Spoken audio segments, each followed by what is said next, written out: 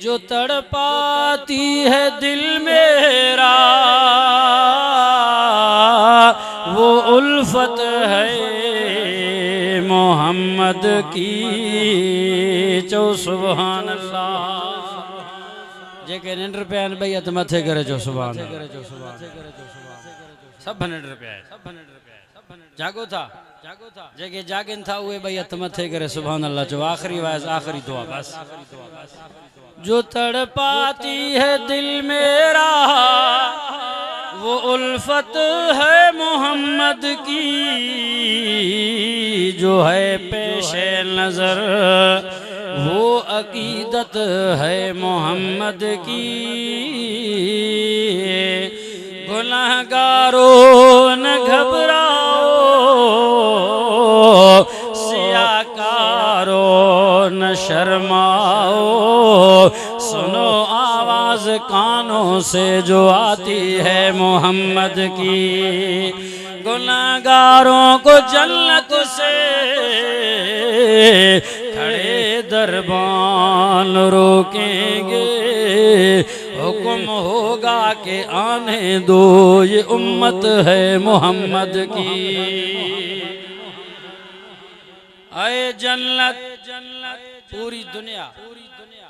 पीर फकीर कर मौलवी आलिम कर हाजी कर सखी कर जन्नत जे लाए परेशान। ये जलसा ही वाइज खत्म नबूवत जो प्रोग्राम में दोस्तन जी मेहनत छाजे ला अल्लाह राजी थे जन्नत मिले। तहां भी घुरो था न जन्नत बाबा या तहां के जरूरत ना है तब वो आशिक रसूल जन्नत सा मुकाबलो कंदो पियो आ। जे जन्नत मां मन्या तो में हूरू इन शराबन तहूरा महल्लात हर शय आए पर तो में वो सुरूर सुकून मज़ो कोने ची छो त जेको मुझे दिल सीने में आओ तो में मज़ो सुरूर कोने जो मुझे सीने में मोहम्मद मुस्तफा जी मोहब्बत खत्म नबूवत जी मोहब्बत। चे तो ऐ जन्नत मैंने माना कि तुझ में हूरो कुसूर रहते हैं। आओ मेरी दिल का तवाफ कर जन्नत मेरी दिल में हुजूर रहते हैं। अल्हम्दुलिल्लाह आज वाली रात बाबरकात कुरानी रूहानी इस्लाही खत्म नबूवत जो कॉन्फ्रेंस आज हिन घोटकी जे शहर में अंदर सिटी में पार्क जे अंदर अजीम शान प्रोग्राम माशाअल्लाह मुनक़िद थी चुको आहे। आखिरी जेको आहे त मरहलन में दुआई कलमात ऐं आखिरी बयाना तमाम बुजुर्ग उलमा किराम पंहिंजे वक्तन फ़वक्तन बयानात करे विया। अल्लाह रब्बुल इज़्ज़त खां दुआ है दोस्तन जी मेहनत के तहांजे अचण के उलमा किराम जे बयानात के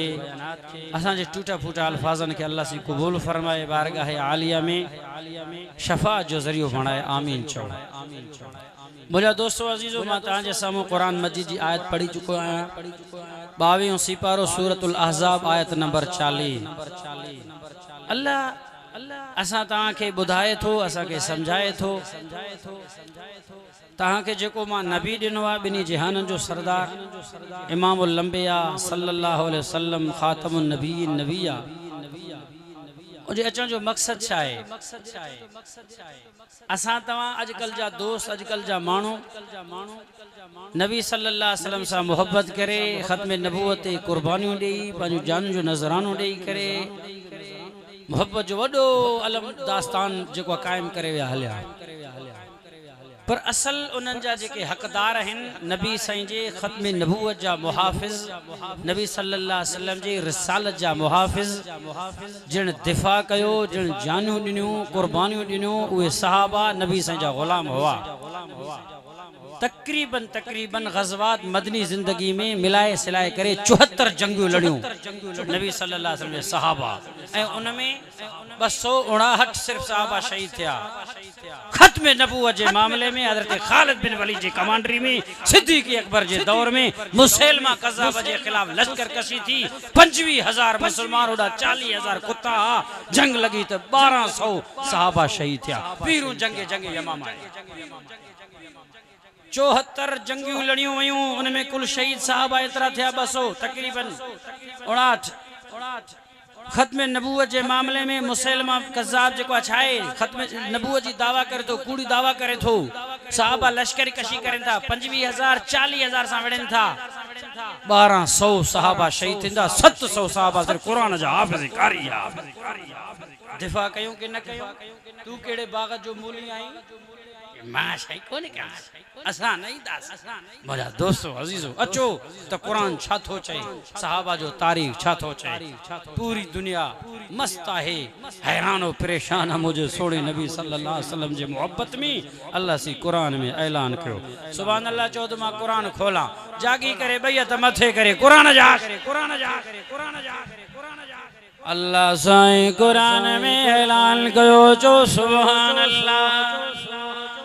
फरमाई बिस्मिल्लाहिर्रहमानिर्रहीम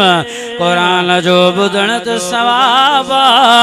चोन साईं जो ॾिसण बि सवाब आहे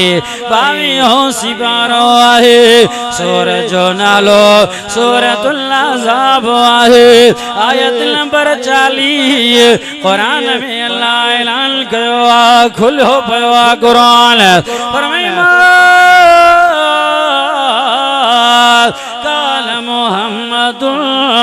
अबादिम मिन रिजालिकुम वलाकिन रसूलल्लाहि व खातमन नबिय्यीन चो सुभान अल्लाह अल्लाह कुरान में ऐलान कयो आहे दुनिया वारो असांजे मुल्क पाकिस्तान जो आइन दुनिया जो आइन तब्दील सी सके थो टुड़ी सके थो हर दौर में हर वक्त में ये पाकिस्तान जा हुक्मरान कादियान जे चुरजद इन काफर मलून जिल्दिकन जे चवणते खत्मे नबूवत जे आइन शिकसा हरकत पया कन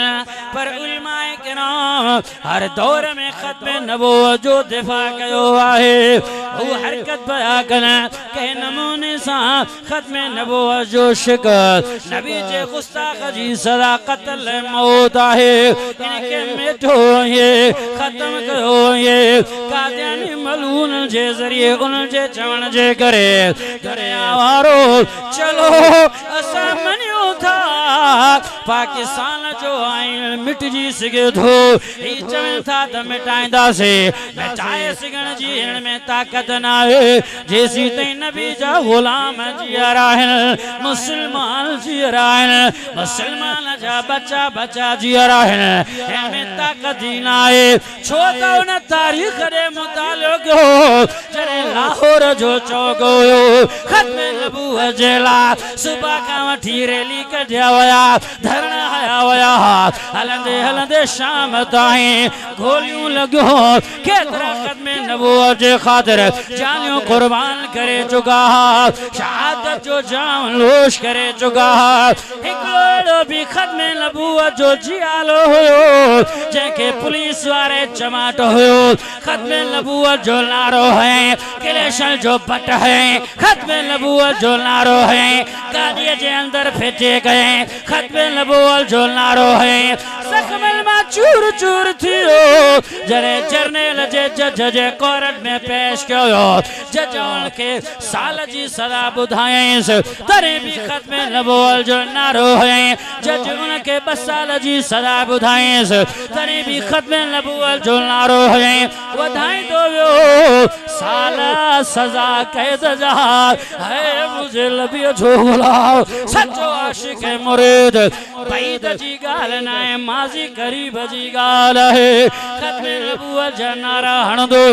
रत में शराबो रहे जने 20 साल जी जर्नल उनके सजा बुधाई तड्रिजी भी दो नारो न हण दो तरे भी खत्मे नबूवत जो नारो है जज जर्नल फतवा ॾिनो इनके कोर्ट मां कटी करे गोली हणी छॾियोसि पोइ मसीह में यार आयो मौजन में आयो जमाल जी हरारत जागी पई झुमरियूं पाईंदे कुड कंदे खत्म नबूवत जा नारा है बज बाबू बसावई मिलंदुस बज बाबू बज कतवल वेसड़ो रखंदुस चई मूंखे क़बूला क़बूला जरनेल चजुन टाइम में फैसलो ॾिनो छॾे ॾोस ही त दीवानो आ चओ सुभान दीवानो आ नबी जा आशिक इयो हुंदा थी सियाणा वो पाण के सियाणा रोशन ख्याल सदाइण वारा थोड़ो हेदे भी तवज्जा कर वडो को मोमिन मुसलमान आही पुछा करे तो डंडो खियो बिठो आ मौलवी अपन डालणा कलमो पियो पढ़ा तू हाने तो पूछे मां मुसलमान बाकी तू मुसलमान आ मुसलमानी में खपे तो मोमिन हुजण जे लाइ कुछ खपे तो को हलवो पेड़ो घोटकी वारो कोने दबे खाए छड़े चरियो आ छा थो चवे कुरान पढ़ू कुरान जागो था एकड़ा तो वेढ़ियूं था इन बिस्तरा हलन था हलो था तो दुआ घुराए घोटकी जो ता जो टूल प्लाजा भी बंदो वकीलन जो धरणो लगो पियो आ नेट खोलियो फेसबुक में हलंदो साईं के शाबाश मोरना मोहम्मद यूसुफ साहब राब्ते में हो मु साईं मयसरे जा खुआरा साण हुआ अब केड़ो रस्तो वरतो से हुसैन बेली साईं एडे के विंदो हिन टाइम में धाड़ेलन जो भी वडो खतरो आ पर हुसैन वाली वारो रोड वठी करे बेली वारो टू यो सी पे क्रॉस करे वरी टन वाणी भजी ढुकी पोता से बहरहाल पहुंचणो आ प्रोग्राम असा वादे ते पहुता से रोडन जा मसला त थींदा आहिन साईं मोहम्मद यूसुफ साहब चाड़ के शाबाश आ इंतजार वडो कई पर कन्न में चई वियो कुछ सुभान अल्लाह वडे आवाज सा चौ तो सही अब खत्म नबूवत जा आशिक हो जन दुआ खाग में भजी वइन थी नथो सके आशिक हो तो थोड़ो बर्दाश्त भी कयो थोड़ो असा कयो ता भी कयो बुधो खोलो कुरान चो सुभान अल्लाह ईमान फरमाए बिस्मिल्लाहिर रहमानिर रहीम कुरान जो ॿुधण त सवाब चो इन साईं जो ॾिसण बि सवाब आहे दुनिया वारो आहे नओ सिपारो आहे सूरज जो नालो सूरतुल अनफाल आहे आयत नंबर 12 फरमाए इन्नमल मुमिनून अल्लज़ीना इज़ा ज़ुकिरल्लाहु वजिलत क़ुलूबुहुम व इज़ा तुलियत अलैहिम आयातुहु ज़ादतहुम ईमाना चो सुभान अल्लाह कुरान चवे थो मोमिन तो हुआ हाय जेको अल्लाह जो नालो ॿुधे दिल में खौफ अची वञेस कुरान जी हक़ ॿुधे तमारा ॿुधे हाय दिल ॾकी वञेस दिल ईमान तरो ताज़ा थिएस ईमान वधी वञेस अया दिल चवे त कुरान ॿुधा अया चवे त सजी रात जलसो पियो हले हाय मां वेठो हुजा या रात डिगी थी वञे ईमान वारे जी निशानी आ हाणे हलो मुझे नबी जे दरबार में मुझे साईं मोमिन के चयो आ फरमाया यो मिलो अहदुकुम हत्ता कुना हब्बा इलैहि मिन वालिदिही व वलदिही वन्नासि अजमईन बुधो दुनिया जा मुसलमानो तमाम कामिल मोमिन मुसलमान ऐसी को नथो थी सके मान नबी उन जे माल उन जे औलाद उन जे जान उन जे इज्जत आबरू बाल बचन खां वधिक मापो बनाओ जा तने वो मोमिन आहे जरे मूसा एतरे कदर मोहब्बत करे खत्म नबूवत जो मसलो छे बच्चा कुर्बान थिल त करे रे खत्म नबूवत जो मसलो छे जान होए तो कुर्बान करे छरे बनी बारा होए तो कुर्बान करे तने तू कामिल मोमिन छेवे करे तू मुसलमान छेवे दुनिया वारो एतो आसान लवी सा मोहब्बत करना है कुर्बानियों देनो है कुर्बानी की भी आए थोड़ो तारीख रे तवज्जा गयो सागो लाहौर जो चौक है जने खत्मे नबूवत जा नारा लगा हुआ तो एकड़ो कॉलेज स्टूडेंट आए तालिब आए किताब खयो कॉलेज दा पियो ये पांजा किताब दा रोड ते रखे नारा हण दो उन खत्मे नबूवत जे धरणे में शिरकत करण जे ला गोली अची वई आहे रान खे लगी उसकिरी भयो पुलिस वारा मथो आया पटे करे उथारियोस फोन के चिड़े जालिमो मुझे साईं जी जाए दिल भी आहे हिते गोली हड़वा सीने में हड़े हा पैर पे गोली हई दम निकरी वई हा त बसो अची वई हा ये होया नबी जा आशिक ये होया नबी जा दीवाना सुबह खां वठी शाम ताईं जने रैली निकी खत्मे नबूवत जे ला नाम से रिसाल जे ला हलंदे हलंदे 80 साल जो पोड़ो आहे पांजे कुड़े जे मथा 5 साल जो बच्चो साण थस इया निकतो जने पीछा होया ज़ालिम कादियान जा चमचा ऐ पठो उन जे सामो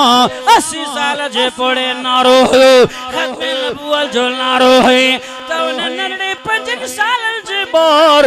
जिंदाबाद जो जवाब दिनो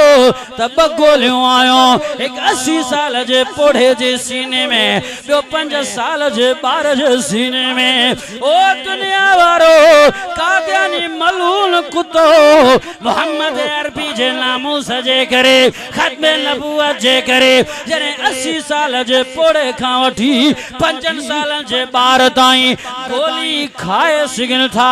नबी सा मोहब्बत करे सिगन था त तो के पादर ठोके करे मुल्क खां तड़ाए हटंदा जो न हटंदा साईं मानन चो वैल थियो के मौलवी त वडा के जलाद थी व्या दहशत गर्द इनके मुल्क मिलो त मारे छडीदा असा के की छो जी इनन वट त मारण कपण कोहण जी गाला बस ए यट यट किस्म जा मानो वरी एकड़ा पढ़ेल लिखल मानो भी अरे असा ये कानून ठाया से छा त खत्मे नबूवत जो मुनकिर नामो से रिसालत जो दुश्मन गुस्ताखे रसूल के कत्ल कजे मार जे असा मुल्लन जो दीन आ छा जट में नल फट हजरत अनस बिन मालिक जी रिवायत हेड़े तवज्जो कर फरमाए तो अन्न रसूलुल्लाह सल्लल्लाहु अलैहि वसल्लम दखला अमल फतह मक्का फतह जे मौके थे नबी सल्लल्लाहु अलैहि मक्के में दाखिल था फातिहा अंदाज में वाला रासिल मिगफरो जंगी टोपी मुझे साईं जे बथड़े ते पातला नबी सी खुल्लम ऐलान कयो इज़न आम ऐलान कई अल्यौम यौमल मरहमा अज माफी जो ऐलान आहे मन दखल दारा भी सुफियान फवामिल अब सुफियान जे घर में हो उनके अमना साबन मारोन बैतुल्लाह में हो न मारोन दर घर जा बंद करे काफर बेटा उनके भी न मारो मां नबी रहमत जो ऐलान कयो वाह बुजा सोना एक तरह तू खातबुल नबीर आहे बेहतर रहमतुल आलमीन आहे छा तो जवे कुरान या बुध कुरान फरमाया अरसलनाका इल्ला रहमतल लिल आलमीन रहमतुल आलमीन नबी आहे अज माफी जो ऐलान केड़ो नबी आहे अल्लाह कुरान में ऐलान कयो फरमाया अय्युहन नबियो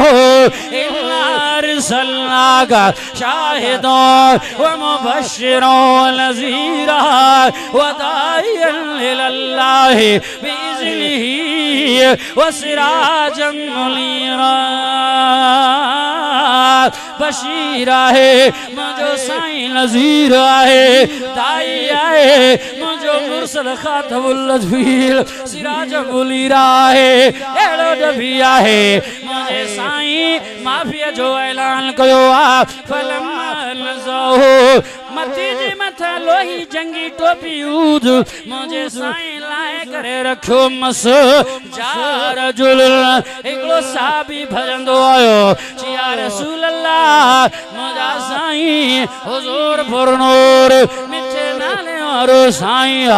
है मां घोर या कुर्बान होया साईं माफी जो ऐलान कयो आहे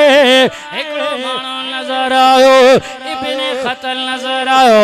अवाजे शान जी खिलाफ जेको तबराबाजी कंदो हुयो बदशद गालाईंदो हुयो वडी बकवास ड्राड़ हणंदो हुयो मारण जे कोशिश में कढ लगाउस बैतुल्ला में घिरियो मुतअल्लिकुम बिसारिल काबा बैतुल्ला जे गिलाफ के चुंबड़ू बिठो आ रणियो थो करे अल अमान थो चवे साईं छा कयो इन जे बारे में छा हुकुम आ पूरे मक्के जे काफर मुशरिकन जे ला नबी माफी जो ऐलान कयो ही मुझे चाचे अमीर हमजा जो कातिला माफिया ही मुझे न्याणिया जो कातिला माफिया ही वडा डोही होया मुके मक्के मा जन लडायो माफिया सबिल जिला रसूल माफी देई छड्यो ओ खत नबूवत जा जियालो नामू से रिसाल जा परवानो जने गाल नामू से रिसाल जी अची वई खत नबूवत जी अची वई नबी से फरमा देर न कयो फकतुलू बैतुल्ला मंजन के मारो चो सुभान आने यो फतवा मौलवी जो कोने आने यो कानून के मुला फकीर पीर जो कोने मुझे महबूब नबी साईं जो मने मुसलमान थी न मने दे काफर थी मरने जी गाल त नबी थोक चवे मुझो साईं तो फरमाए तो गुस्सा के रसूल खत्म नबू जो मुनकर आ जेको उनके कत्ल कयो माफी उन लाए कौन है नबी सल्लल्लाहु यमन जे अंदर आहे असवद नबी सल्लल्लाहु अलैहि गुस्ताखी तो करे नबूवत जी दावा थो करे नबी से साहब आहे को शेर मारे अचेस तो फेरोज साहबी रवानो कत्ल कई गैबी अल्लाह सी नबी से के बुधायो तो मुबारक हो जे असवद जो सर कलम करे चलो साहबी फेरोज फरमाई फाज फेरोज कामयाब थियो जे मुझे दुश्मन के मारे ड्राई फिटी करे छड़ियो छो तो गुस्ताखे रसूल हो खत्म नबूवत जो मुनकर हो दोस्तों खत्म नबूवत जे मुनकर गुस्ताखे रसूल जिला माफी सलाह मौज नाए असा जो कानून नाए नबी से जो फरमान आ तमोजा दोस्तों अजीजो बुदो छा तो चवे कुरान मा कान मुहम्मदुल अबा अहदिम मिन रिजालिकुम तमा मर्दन मा मोजा साईं नबी मुझो सोण रसूल कंजा भी अबू जी नाइन छो त तिफलन में हो मर्दन रिजालन में ला नबी साईं जा पुटड़ा हजरत इब्राहिम नंढा होया वफात करे या खातमुल नबीन आहे हाणे सवाल पैदा थो मुझे साईं जा बचड़ा हजरत इब्राहिम हथन जे मथा फोती दो पयो आहे मुझो साईं रोइंदो पयो आ दुनिया रो अल्लाह मुझे बचड़े के हयाती रे अल्लाह मुझे अकल जो ठार है अल्लाह जो फैसलो ना ना छो मुझा अल्लाह से फरमुजा महबूब ए दे नजर कर तो के खातमुल नबीयीन बनायो आहे अल्लाह खातमुल नबीयीन भी बनाई मुझे बचड़े के जिंदा करे दे हा तुझे खजानन में खोटी तना है छा फर्क पवे हा अल्लाह फरमाए पवे हा केड़ो फर्क पवे हा सुना तुझे खत्म नबूवत फर्क पवे हा तने तुझो बचड़ो मार पान ना घुरायो तो साईं के थोड़ो वारो गाल तो के समझ में ना आई खुली करी बयान क्यांस अल्लाह अकबर कबीरा बुदो जे करे डॉक्टर आहे अपो डॉक्टर आ तो पुट डॉक्टर आहे अपो मौलवी आ तो पुट के मानो मौलवी चौंदा जे करे अपो पीरा वली आहे पुट के मानो साईं चौंदा मुर्शिद चौंदा जे करे अपो नबी आहे बचड़ो जिंदा थी जवान थे हा मानो नबी चवेला नबी ओ मुझा महबूब तहां जो बचड़ो इब्राहिम जिंदा थी जवान थे हा मानो के नबी चवेला ताजे खत्म नबूवत दाग अचे हा ताजे मासूम बचड़े के मां अल्लाह पान दे घुराए तो मोहब्बत बिछड़े के थोड़ो रोआरे तमा अल्लाह का बर्दाश्त आए ताजे खत्म नबूवत नुक्तो चे मां अल्लाह का बर्दाश्त ना है तने कुरान चोआ फरमे मां काल मुहम्मदुल अबादिम रिजालिकुम वलाकिन रसूल अल्लाह व खातमन नबिय्यीन।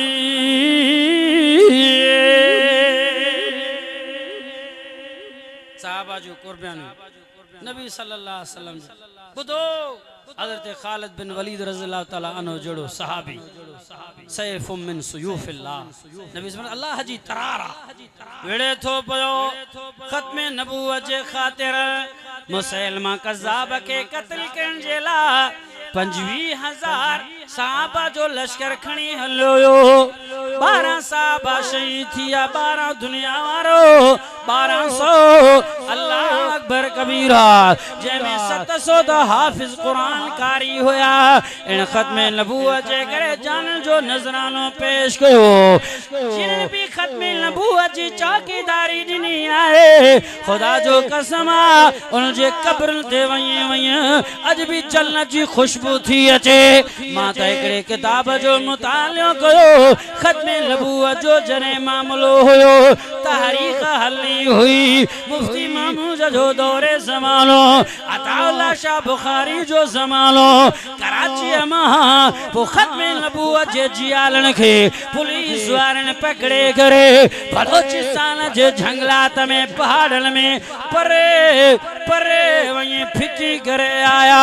मां तारीख में पढ़ो पुलिस वारा जेके फौजी हुआ उन्होंने बतायो असा कराची पुता से ना नजर कयो से उन्हीं जवानन जो वरी धरणो लगला हैरान थिया से किया पोता इनके केर वठी आयो थोड़ी देर गुजरी आहे अल्लाह उनके करामतों दिनो रब जी मदद करे पयो जेको खत्मे नबूवत जो दिफा कंदो अल्लाह जो न सा प्यार है मुझे नबी जो न सा प्यार है अल्लाह जा प्यारा बनजण चाहो था खत्मे नबूवत जी चौकीदारी रो होशियार थो कादियानी अची करे असा जे नौजवान नस्ल के गुमराह पियो करे को पैसे जी लालच देई करे घर गाडन बंगलन जो लालच देई करे पंजे ईवान जो सौदो न कयो दुनिया फानी आहे दुनिया मुख्तसर आहे पर में कुल तुम तुहिब्बून अल्लाह फत्तबिऊनी युहिब्बुकुमुल्लाह नबी सा मोहब्बत कर चाहो ता रब सा अल्लाह सा नबी जी ताबेदारी कयो हुजूर जी पैरवी कयो अल्लाह ता सा मोहब्बत कंदो ये मोहब्बत कयो जिया नबी जे साहबा कयो आहे टाइम वडो थी चुको आ बस आखिरी मां वाक्यो बुधाया मुझे सुने नबी जी मजलिसो कचारी आहे साहबा इकराम जे झुरमट में नबी जो साहबी आयो हजरत सुभान रज़ियल्लाहु ताला हो नबी जे मजलिस में आयो फतगय्यर लौनो चेहरे जो रंग मटल नजर आयो वल हुज़्न फी वजीही चेहरे में दुख जा पहाड़ टूटल नजर आया रोई रोई करे गिरेबान दाढ़ी तर करे छरीस मुझे नबी फरमायो सुभान बुखारा नया रसूल अल्लाह बुख जे करे न मुझा महबूब बिछड़ा पोचेरी जो रंग मटल जर्द नजर आयो दुख जा पहाड़ चेहरे में टूटल छो जे मुझा सुना तासा इश्क आहे तासा प्यार आहे जदी दिए में 5-6 मरतबा अवां जी ज़ियारत न कंदो अवां के न ॾिसंदो मूंखे मज़ो लईंदो मुंहिंजो ॾींहुं गुज़रंदो आहे खाइण पीअण वणंदो आहे साईं दिल चवंदी आहे बार बार ज़ियारत कयां अवां खे ॾिसां अखियूं तव्हां खां परे न कयां नबी साईं फरमाए पोइ ज़ियारत कर रुकावट न आहे रोए छो थो चीरो इन गम फिक्र में थो साईं दुनिया दफ़ानी आहे अवां भी छड़े अल्लाह वटि वेंदो मां भी मरी दुनिया छड़े रब वटि वेंदुसि पोइ जन्नत में अवां त जन्नत जे आला मंज़िलनि में हूंदो मथे मक़ाम में हूंदो साईं माता जो गुलाम ता जो मुरीद जन्नत मिले अल्लाह न मिले जन्नत मिले भी सही जन्नत जे थे मंजिल में हुंदसना ता जन्नत जे मथे मंजिल में अवा जो दीदार किया थी दो जन्नत में ज़ियारत किया थी दो या रसूल अल्लाह जन्नत मिले हूरों मिलन अवा जो दीदार न थे ज़ियारत न थे साईं मुखे मज़ो लई दो वासा भी तुझो प्यार वासा भी तुझो इश्क जने यो सवाल पैदा थियो मुझो साईं खामोश थी वयो है अल्लाह फरमायो जिब्राइल जी मुझा रब्बे जलील नबी जी आशिक एड़ो सवाल कयो आ इन जो जवाब मुझो साईं न दो मोहम्मद अरबी न दो खातमुल नबी न दो इन जो जवाब अल्लाह पान दीदुस खोल कुरान चो सुभान अल्लाह बैयत मथे करे वडे आवाज साथ पर मैं बिस्मिल्लाह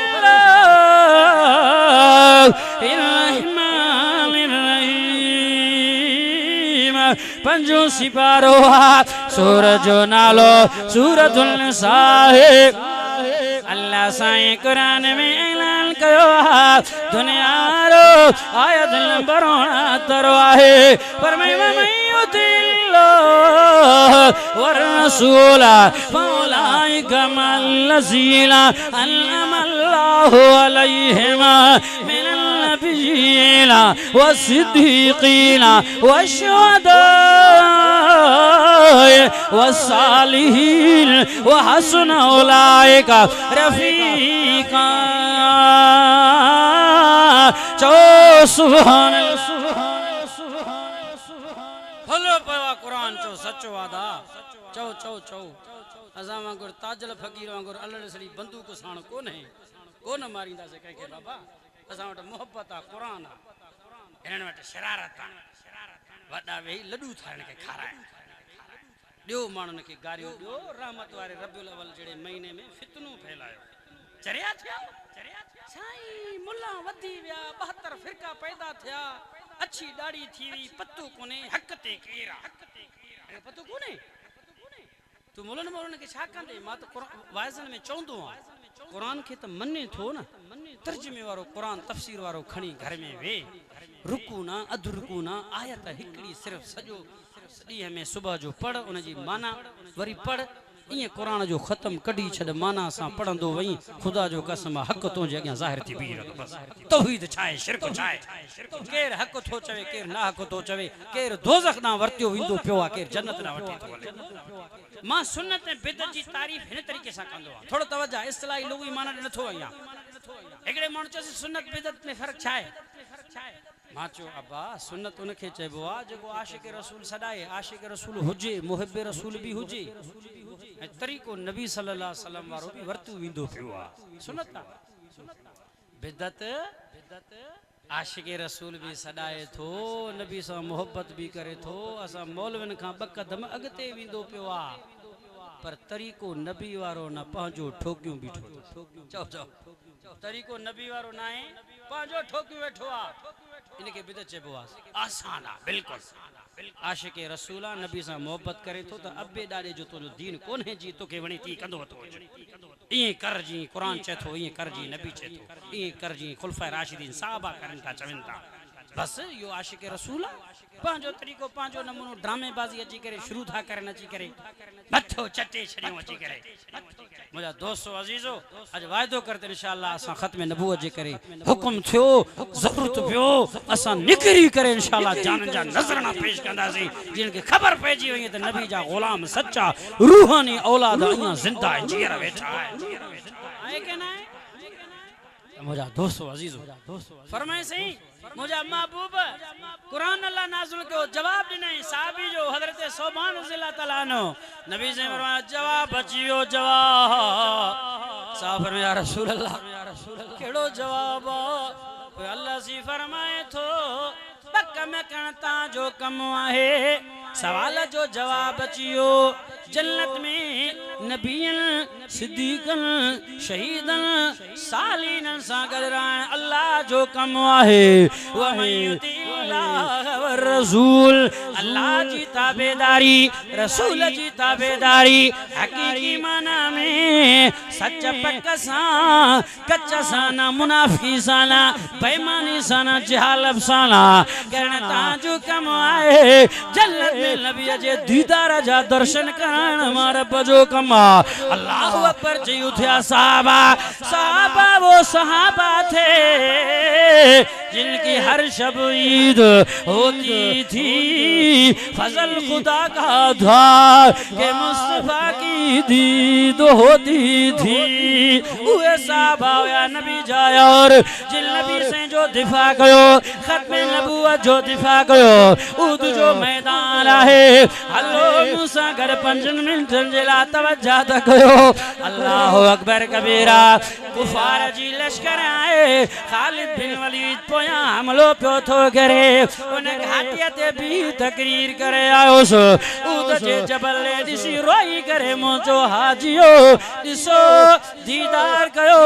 चिसी ही त पहाड़ है माचो हा पर मामूली पहाड़ नहीं मुझे नबी से फरमायो बुखारी शरीफ जी हदीस आजा जबल युहिब्बुना व नुहिब्बुहु ही उह पहाड़ है जेको मां नबी सा प्यार कंदो आ मां इंसान मोहब्बत कंदो आया नबी नबी जैसा मोहब्बत पियो करे वो पहाड़ था मामूली पहाड़ कोने बुधो बुधो एकड़ी गाल ज़हन में अची लही न वई साहबा जो नबी सा इश्क केडो सुलह हुदैबिया जे मौके ते मक्के खां काफरन पांजो मानू मोकलियो कासे ते गलाव करण जे ला सुलह करण जे ला त गलायो नालो ज़हन खां लइयो वो आयो खेमे में बैठो अजी कर गालियो शुरू कई पो ही अल्फाज चई या मोहम्मद सल्लल्लाहु अलैहि वसल्लम इनके जवान वठी है नौजवान शबाब शबाब मां इनन के दिसां थो घमसान जी जंग लगंदी हे कुरैश टुटंदा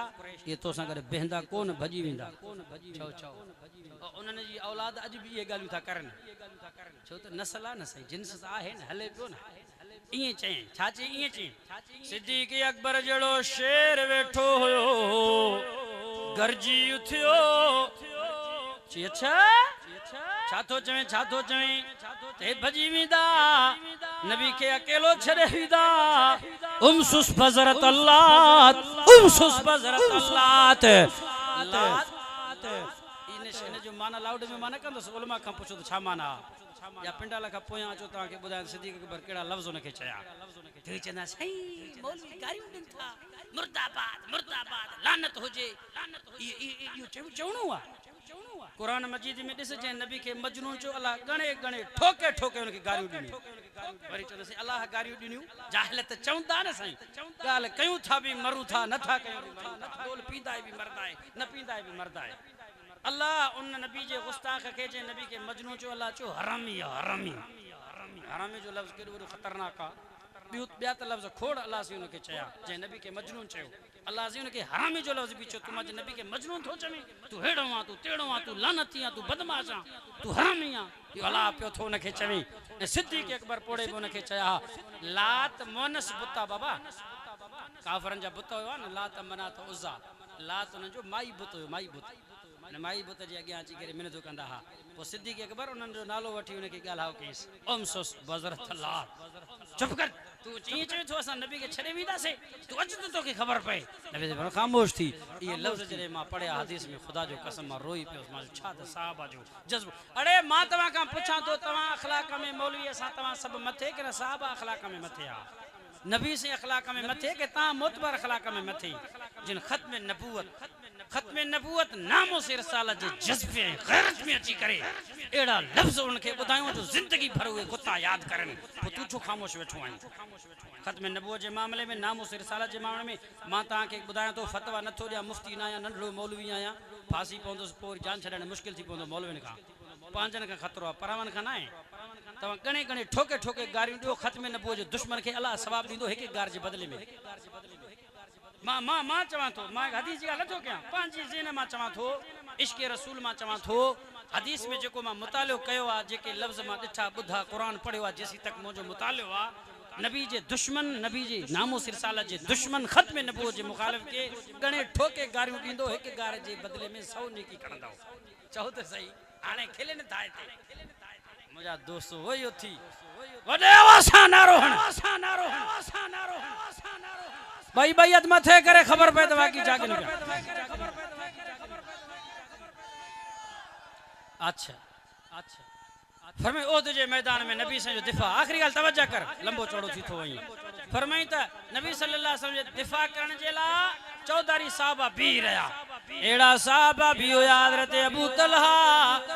रिवायत में बियो साहबी हजरत तलहा बिन उबैदुल्लाह हजरत अबू तलहा नबी से जो दिफा पियो करे तलवारों पियो हले तीर पियो ने नबी से जो दुश्मन काफरन के जेके भी तीर तलवारों काफरन जा चिन पया पांजे सीने पेट में जलदो पहाड़ वांगुर बीठो हदीस पाक में आयो नबी सल्लल्लाहु अलैहि वसल्लम हजरत अबू तलहा रज़ियल्लाहु ताला जे कुल्हे जे पोया मोह मुबारक कडी दिसे पियो त मोजे अबू तलहा जो तीर किथे थो लगे निशाने हदफ ते हजरत अबू तलहा दिसी वरतो ची या रसूल अल्लाह फिदा का अभी व उम्मी पांजो चेहरो मुबारक हेठ कयो 70 साहबा शहीद थिया काफी जख्मी थिया काफरन जो घेरो वडो आ मतावा के तीर तलवार न लगी वए नारी दून नहरिका मुजो सीनो ता जग्या ढाल पड़ो बीठो आ काफर मुशरिकन जो एड़ो तीर एड़ो तलवार पैदा न थियो आ जेको अबू तलहा जे सीरी के चीरे मुझे रसूल तई पूछे हजरत तलहा बिन उबैदुल्लाह एकड़े मां एकड़े किताब में पढ़ो तो तुर्की या बे के म्यूजियम में हजरत खालिद बिन वलीद रज़ियल्लाहु ताला जी तरार रखेला जे जो वजन 10 किला है घणो वजन थसे जंगे यरमूक में रूमन के मुकाबले में 60,000 आर्मी ऐं हजरत अबू उबैदा बिन जर्राह रज़ियल्लाहु ताला नो गवर्नर अबू सुफियान भी मौजूदा 30,000 सहाबा तो हजरत खालिद बिन वलीद चयो रज़ियल्लाहु ताला नो अबू उबैदा बिन जर्राह अबू सुफियान मुके छड इन कुतल रूमिल जे 60,000 सा मट्री साहबा विढ़ाए देखारी दुसो सुभान 30 साहबा 60,000 सा हजरत अबू सुफियान चो न कुरान चवे तो एक मुकाबले बिन जी तू एक के बिन हजारन जे मुकाबले में थो विढ़ाए को भला 60 साहबा वठी नथो मुणे एक साहबी 1000 जे मुकाबले में भला विढ़े चलो ठीक आ तो खणी वियो 60 साहबा मैदान में 60,000 जे मुकाबले में सजो डी मुकाबलो थो विणदा रहा जरे पतो पयो रूमी मैदान छड़े भजी व्या 5,000 रूमी कुताश मरी व्या मरदूद थी व्या जेमे कुल 20 साहबा शहीद थिया छातिन जी बहादुरी हुई छातिन जो जंग वेड़ हो ए इनी जंग यरमूक में नबी साईं जे चाचे जो पुट हजरत फजल बिन अब्बास रज़ियल्लाहु ताला नो नबी साईं जे खालिद बिन वलीद रज़ियल्लाहु ताला जे चौधारी दिफा पियो करे काफरन जो मुकाबलो पियो करे रिवायत में पढ़ो 20 तबर जोड़ हमला कयई एक हमलो बियो हमलो टियो हमलो चौथो हमलो 20 हमला कंदो रहो खालिद बिन वलीद जे चौ तरफ रूमिन के मारिंदो रहो मां पढ़ो त एक मुकाबले में 100 रूमिन के मारिंदो रहो ये साहबन जे ला गालियों कंदो तू मुझा दोस्तों अजीजो इनन जे के कुर्बान ऊपर घेर नींदो नबी सल्लल्लाहु अलैहि वसल्लम चौ तरफ फिरे थो पे ओहद जे मैदान में हजरत साद साहबिया चुटे थो काफरन के वडो तीर अंदाजा नबी साईं जरे डिठो है मुझे ने रिवायत में आ नबी साईं पांजे मशकीजे मा तीर कढी हजरत साद के प्यादन बे रिवायत में आ जेको साहबी टपे पियो उन खा तीर वठी हजरत साद के देई नबी साईं फरमायो इरमे आ साद फिदा का बीवमी मुझो अबो अम्मा तो ते कुर्बान वये वो मुझा पुट साद मान भी जे दुश्मन के चुटींदो रह जा